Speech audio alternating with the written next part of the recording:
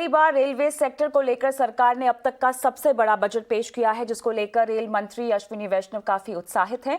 आखिर आने वाले वक्त में रेलवे की तस्वीर कैसे बदलने वाली है, इसको लेकर हमारे सहयोगी समीर दीक्षित ने रेल मंत्री अश्विनी वैष्णव से बात की। वित्त मंत्री निर्मला सीतारमण ने सदन में जब बजट पेश किया तो 33 बार डेवलपमेंट शब्द का जिक्र किया, इन्वेस्टमेंट शब्द का जिक्र भी 33 बार किया और ऐसे ही अपॉर्चुनिटी शब्द को भी बार बार दोहराया। लेकिन इन शब्दों के मायने क्या हैं भारत के आर्थिक प्रगति के नजरिए से, और इसमें रेलवे की क्या भूमिका रह सकती है, टेलीकॉम की क्या भूमिका रह सकती है, रोड मैप क्या रह सकता है, ये तमाम बातों पर बात करने के लिए हमारे साथ अश्विनी वैष्णव, केंद्रीय मंत्री, जिनके कंधे पर ये तमाम जिम्मेदारी है। इसलिए सर, शुरुआत इसी बात से करूंगा कि रेलवे को लेकर के इकोनॉमिक सर्वे में भी कहा गया था कि ये एक ऐसा सेक्टर है जो लंबे समय के लिए एक ट्रांसफॉर्मेशन की दिशा में कदम बढ़ाएगा। इसकी बारीकियां क्या हैं? मैं माननीय प्रधानमंत्री जी को धन्यवाद देना चाहता हूं कि रेलवे के लिए रिकॉर्ड इन्वेस्टमेंट इस बजट में रखा गया है।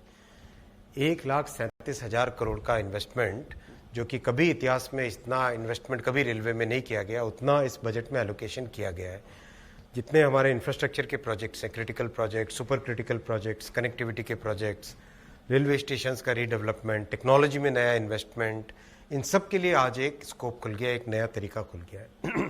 प्लस 400 नई वंदे भारत ट्रेन्स, यानी कि पैसेंजर्स का एक्सपीरियंस टोटली चेंज हो, पूरा एक नए तरीके की जो भारत में ही डिजाइंड, भारत में ही बनी हुई ट्रेन्स वो मिले। प्लस कवच, जो कि सेफ्टी के लिए, ऑटोमेटिक ट्रेन प्रोटेक्शन के लिए बहुत ही इंपॉर्टेंट टेक्नोलॉजी है और बहुत ही रिलायबल टेक्नोलॉजी है, जो कि भारत में ही निर्मित, भारत में ही डिज़ाइन टेक्नोलॉजी है। उस टेक्नोलॉजी के लिए भी आज बजट में अनाउंस किया गया। तो बहुत ही एक दूरदर्शी सोच है, बहुत ही ये अमृत काल में रेलवे को 2047 तक हमें कैसा ले जाना है, उसके लिए तैयारी है। और जो ज़्यादा बजटरी एलोकेशन, जो ज़्यादा बजट आवंटन आपको इस बार हुआ है, इसका ज़्यादा खर्च आप कहाँ करना चाहेंगे और कहाँ सबसे पहले आपको लगता है कि ये एरिया है जिसमें सुधार करना चाहेंगे आप?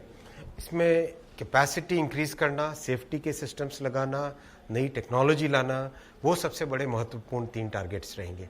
क्योंकि पैसेंजर्स का एक्सपीरियंस इससे डिफाइन होता है और रेलवे की आगे की इनकम की पोटेंशियल, कंट्री की लॉजिस्टिक्स कॉस्ट को कम कैसे करना, उस सब के पीछे इन्वेस्टमेंट बहुत ज़रूरी है। सबसे बड़ी बात है, इस बार पहली बार रेलवे को कैसे छोटे उद्यमियों से, छोटे किसानों से जोड़ा जाए। हमने किसान रेल चला के एक सक्सेसफुल एक्सपेरिमेंट किया। अब उस एक्सपेरिमेंट से सीख के छोटी इंडस्ट्रीज जो है, एमएसएमई सेक्टर है, उनके लिए कैसे एक नई सर्विस क्रिएट की जाए, पोस्ट और रेलवे को कैसे इंटीग्रेट किया जाए, इन सब सोच के, इन सब थॉट प्रोसेस के साथ जो चल रहे हैं, मुझे विश्वास है कि आगामी वर्षों में इसके इतने अच्छे परिणाम होंगे कि रेलवे के लिए भी, पोस्ट के लिए भी, एमएसएमई सेक्टर के लिए और छोटे किसानों के लिए, सबके लिए अच्छे परिणाम होंगे। दूसरी ओर केंद्रीय वाणिज्य और उद्योग मंत्री पीयूष गोयल ने बजट को नीट एंड क्लीन बताया है और केंद्र सरकार की तारीफ की है। बजट को